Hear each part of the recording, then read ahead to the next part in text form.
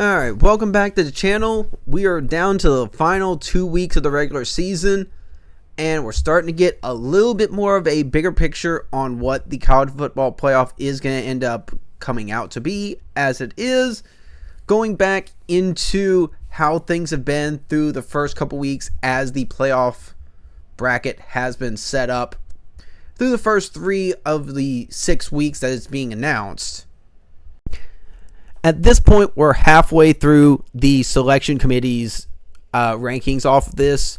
The first 3 weeks of November, we had the 4th, the 11th, and the 18th of their announcements. Already a bunch of controversies going on. Already a bunch of confusion and uncertainty of what is going to happen in this playoff selection.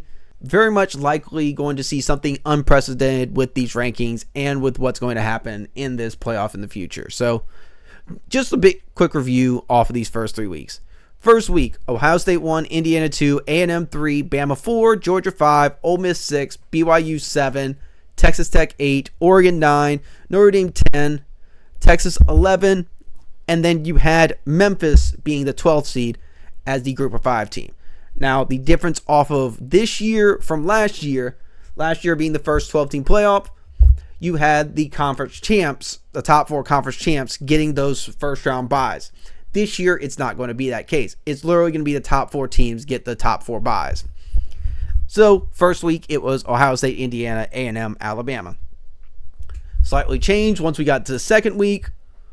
Well, not the top 4, but in this case, Memphis had lost to South Florida, so you had UCF come in its place, and in that case, you had Texas Tech being the Big 12 representative, and then BYU just being on the outside in. Going off of just the other day, you had Georgia replacing Alabama as a top 4 after Alabama lost to Oklahoma. You still had BYU being out, but you had Miami being the ACC representative, and besides the fact of them not being in that top 12, they got the automatic bid. And then you had Tulane replacing South Florida after South Florida lost to Navy. Even though Tulane had 2 losses, and you had other representatives from the Group of 5 with 1 loss, with James Madison and North Texas both not getting that selection.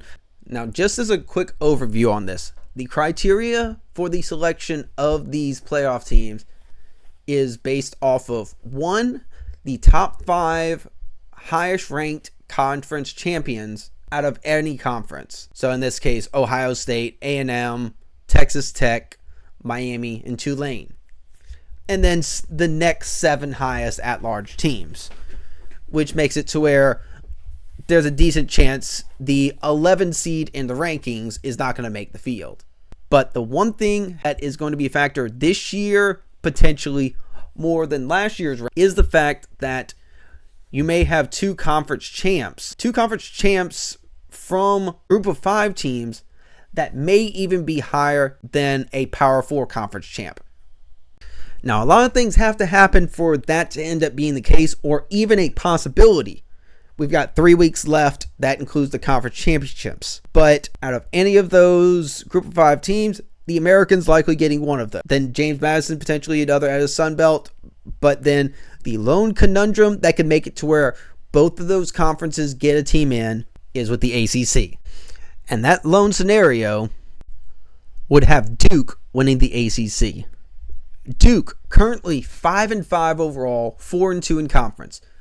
They're 1-3 out of conferences. They have losses against Illinois, conveniently a top 25 team in the rankings. Tulane, conveniently top 25 in the rankings. And most surprisingly, they lost at Connecticut. This is not basketball. Duke should not be losing to Connecticut in football. I have a few podcasters who might take offense to that, but Duke is a Power 4 team. They just spent the largest amount of money of NIL on their quarterback in Darian Mensah, transferring him from Tulane. And what happens? He wins against Elon, but they have no defense against Illinois. They can't stop the run game and Retzlaff against Tulane. And for the majority of the rest of the games, basically take away Syracuse, they don't have a defense, which makes it to where, 5-5 overall, 4-2 in conference. They can still make the conference championship. They can still win the conference championship. They just need a few things to happen outside of their control. Now, taking a look at the top of the ACC off of it, for any of the teams that could still make that conference championship game, you have 4 teams with 1 loss in conference. Virginia has 1 loss, even though they technically have lost 2 games against ACC opponents. I don't exactly understand why, but their loss to NC State did not count as a conference game.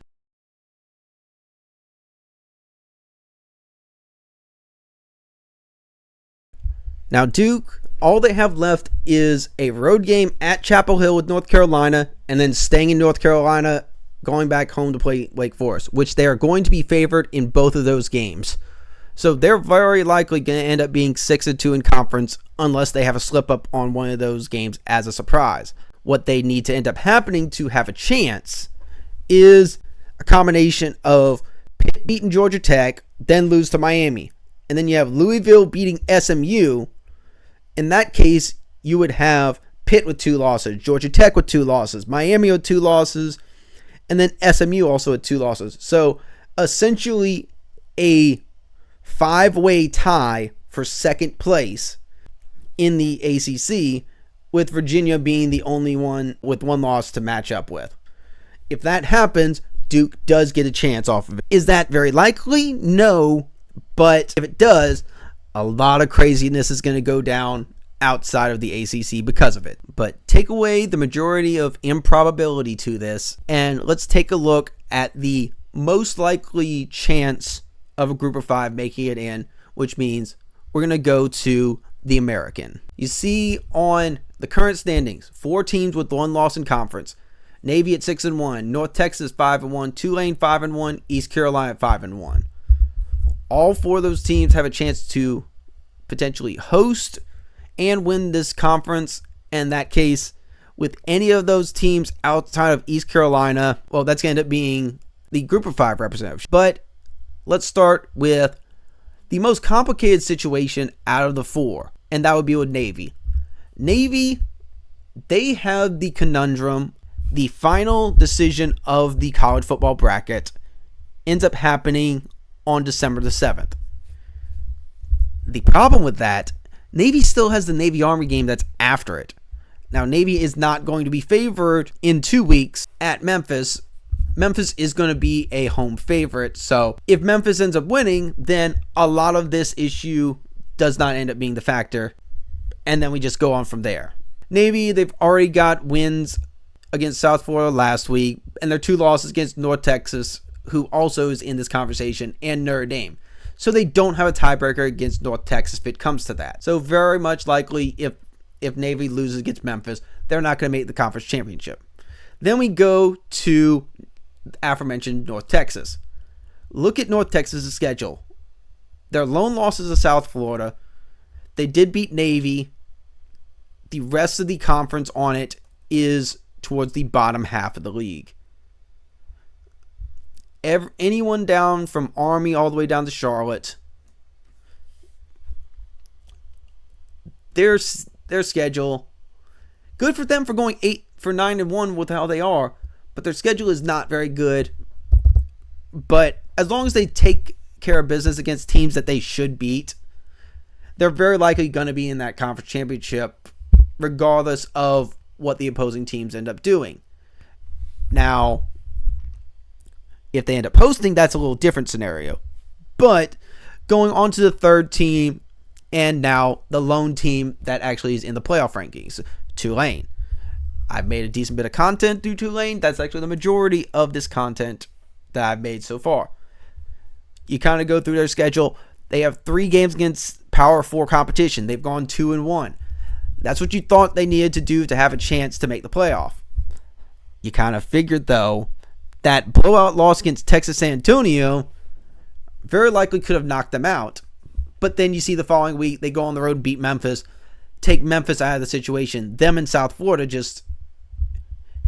they get it to where Memphis is no longer in the competition for a playoff berth. But Tulane, how the tiebreakers end up going is a little bit in question, but their last 2 games at Temple, home against Charlotte, they've gotten away from what is considered their most difficult games on their schedule, like that East Carolina game, and then they beat Memphis. But you also think, they lost to a 500 team on the road convincingly. So Temple currently at 5-5, going to be a tough matchup for them. If they get through that, they go against hapless Charlotte, who is 1-9 overall. So you make it through those 2, you got a good shot of making the conference championship and even hosting that conference championship game. But you see how it went last time. They played Memphis. They got blown out in Memphis. And then Boise ended up being the selection. It probably didn't matter. Boise was probably going to be the Group of 5 constituent last year regardless. But then you go off of the last one, the one that's least likely to be a factor, at least in the playoff, regardless of if they even make it or not. There's still a chance, but East Carolina. They have losses against NC State, BYU, and Tulane.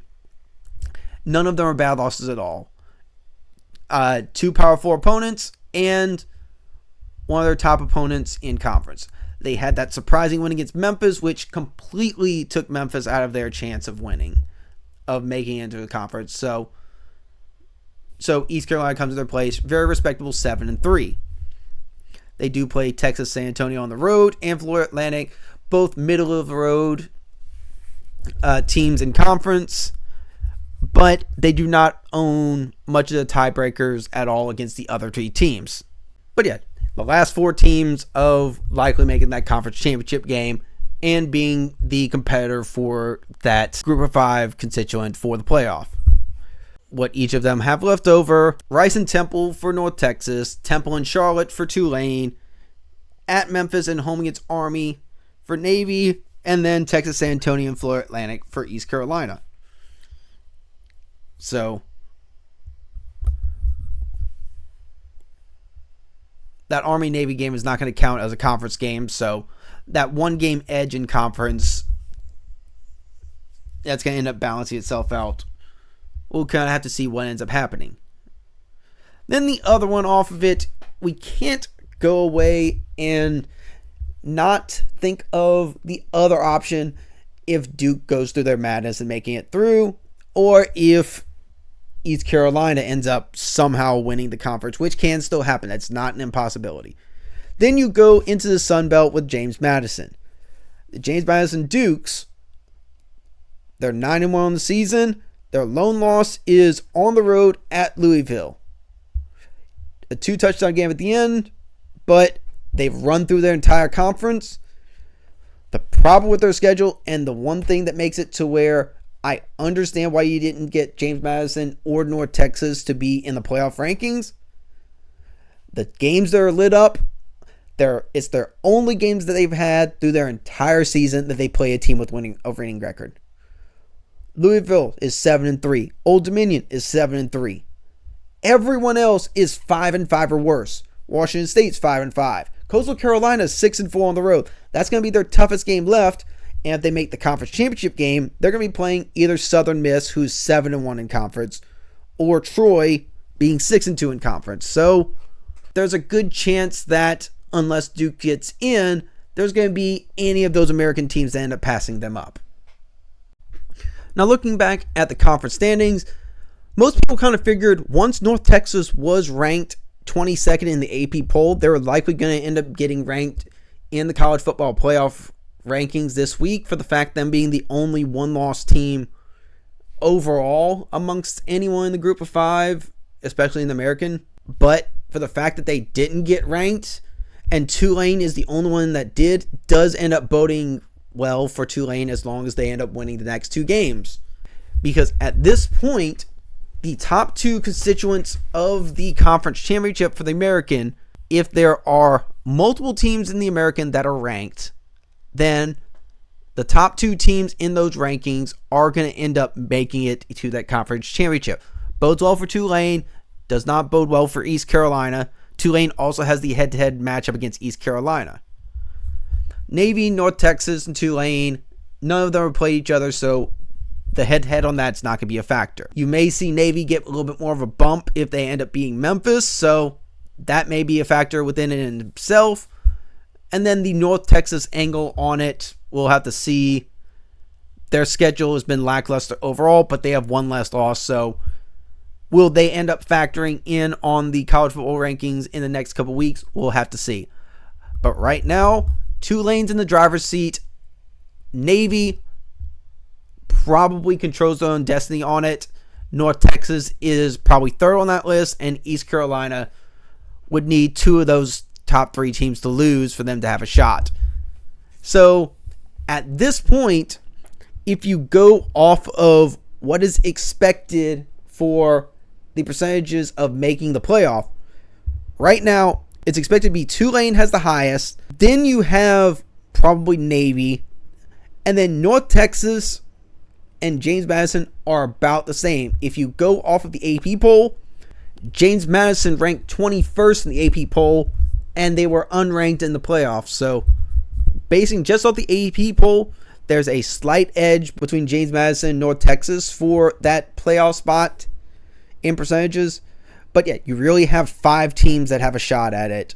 East Carolina with the least likely chance. If East Carolina wins, then you're more likely going to end up getting James Madison, or maybe even like Southern Miss. But still not very likely. We'll have to see what ends up happening. So all in all, we very likely have roughly about 25 or so teams that really can make the playoff at this point. Really about 3 or 4 that's probably a lock. And then basically 6 teams left as a group of 5 that have a chance. Another 5 or 6 the ACC. And then everything else commencing of 2 or 3 from the Big 12. And everything else the SEC. It's going to be exciting last 3 weeks of the season. Exciting conference championships off of it. See how much of a factor that actually comes in off of it.